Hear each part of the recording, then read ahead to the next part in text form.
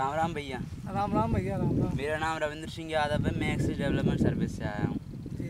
आपका नाम बताएंगे आप? मेरा नाम धीरज सिंह डोरिया, बेरकेली गांव है मेरा। अच्छा, आपका नाम धीरज सिंह और आप ग्राम बेरकेली। दादा, हमने सुना है कि आपने गेहूँ और अलसी की मिश्रित खेती की है, आप हमें बताएंगे कैसे?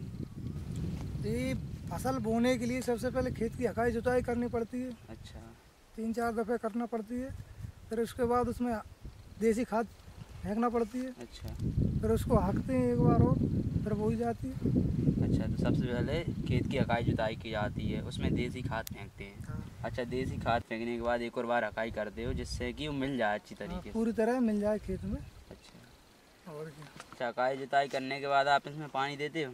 जी नहीं, फिर पानी देने की ज़रूरत इसलिए नहीं देते पानी, क्योंकि बरसात का 4 महीने का खेत बड़ा रहता है। अच्छा। उसमें पानी की ज़रूरत नहीं रहती। अच्छा, बरसात की वजह से नमी दे दी है। नमी रहती है ना, इसीलिए नहीं देना। खेत पूरी तरह तैयार हो जाता है, उसके बाद हम फिर बोने करते हैं। अच्छा, तो आप ये बुवाई करते हो तो इसमें गेहूं की मात्रा कितनी होती है, अलसी की मात्रा कितनी होती है, आप बताएंगे? 15 किलो बीघा गेहूँ बोए जाते हैं और 5 किलो बीघा अलसी बोई जाती है। अच्छा, 15 किलो गेहूं और 5 किलो अलसी हाँ। प्रति बीघा बोई जाती है। अच्छा दादा, ये आपने बताया कि 15 किलो गेहूं और 5 किलो अलसी बोते हैं, तो उसके साथ कुछ खाद वगैरह मिलाते हो? जी, खाद तो वैसे प्रत्येक फसल में बोया जाता है। हाँ। फिर भी अपन इसके साथ में भी गेहूँ बोते हैं साथ में मिला के। हाँ। तो डीएपी तो मिलाते ही मिलाते हैं। अच्छा, आप डीएपी मिलाते हो। आप जो डीएपी खाद मिलाते हैं वो कितनी मात्रा में मिलाते हैं?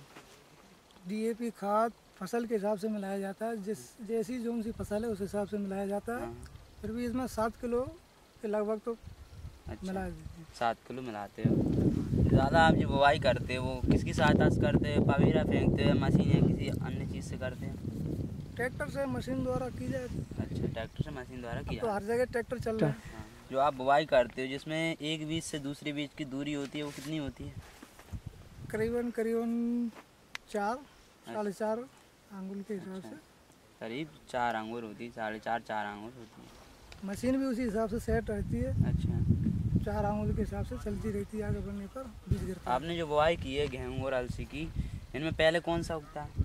ये दोनों साथ में मिला के बोए हैं तो दोनों साथ में ही उगेंगे। अच्छा, दोनों साथ में उगते हैं। तो करीबन कितने दिनों में उग जाते हैं? लगभग 8-10 रोज में। ये फसलें बोई हैं आपने, इनमें उगते समय कौन सा रोग लगता है? उगते समय अलसी में तो कोई रोग लगता नहीं है। वैसे सूखती है तो वो ऑटोमेटिक ही सूख जाती है। हाँ। और होने पर निकले आने के बाद वैसे तो कोई रोग लगता है ना, इल्ली मिल्ली कुछ चलती नहीं इस पर, हाँ। ना ही इसको तुषार लेता है, कुछ नहीं होता। और गेहूं में लग जाता है। अच्छा, कौन सा तो लगता उसके है? लिए रासायनिक दवाइयों का प्रयोग कर लेते हैं। अच्छा, उसकी रोकथाम के लिए रासायनिक दवाइयों का आप प्रयोग करते हैं। हाँ। दादा, आपने बताया है कि 8-9 दिन में ये उग जाती है, तो ये पूरी फसल कितने दिनों में तैयार हो जाती है? ये दोनों ही साथ में आ जाती हैं और हाँ। 90 दिन में पक तैयार हो जाती है। अच्छा, दोनों साथ में आती है और 90 दिनों में पक के तैयार हो जाती है।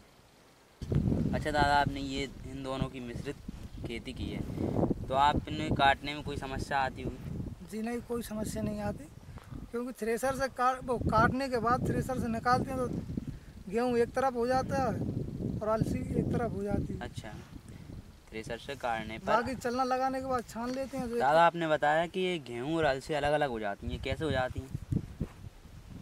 गेहूँ का दाना बड़ा होता है और जो है ना अलसी जो है ना छोटी होती है, तो बारीक होती है, तो वो चलना निकालने पर 2-4 बार निकालने पर अलग हो जाती है। अच्छा, इस तरह से अलग कर लेते हैं। गेहूँ का दाना बड़ा होता है और अलसी है। का छोटा होता है, जो चलने से अलग ऐसे ऐसे करने पर अलग हो जाती है, छानने पर अलग हो जाती है।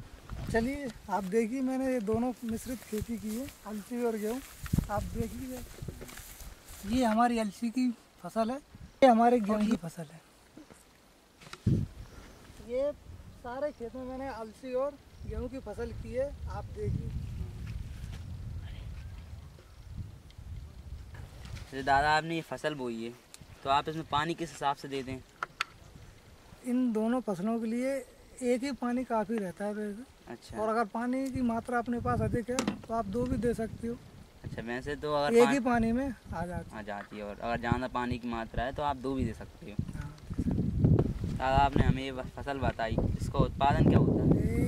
गेहूँ तो लगभग 6 के लगभग कट जाता है। हाँ। और अलसी जो ना 2 या 3 के बीच में निकल जाती है। हाँ, तो गेहूँ 6 कुंटल प्रति बीघा और अलसी 2-3 कुंटल बीघा निकल आती है। दादा आपने जो मिश्रित खेती की है, तो आप हमें हमारे किसान भाइयों को बताएंगे इसके लाभ क्या क्या हैं? एक समय में 2 फसल होती हैं और इसका उत्पादन अलसी का जो है ना अच्छा होता है। हाँ। इसमें कोई रोग वोग नहीं लगता और भाव भी अच्छा जाता है। पता है कि ये दोनों फसलें एक साथ हो जाती हैं, अच्छी इसकी कीमत मिल जाती है बाज़ार में, और गेहूं का उत्पादन भी अच्छा हो जाता है कि 6-7 कुंटल आपने बताया, और उसमें पानी की समस्या भी ज़्यादा नहीं आती। हाँ, मतलब इसके काफ़ी लाभ हैं आपने बताया। ये तिलहनी फसल है। हाँ। अच्छा दादा, आपने हमारे किसान भाइयों को ये मिश्रित खेती करने की विधि बताई और इसके लाभ बताए। आप हमारे किसान भाइयों को कुछ संदेश देना चाहेंगे?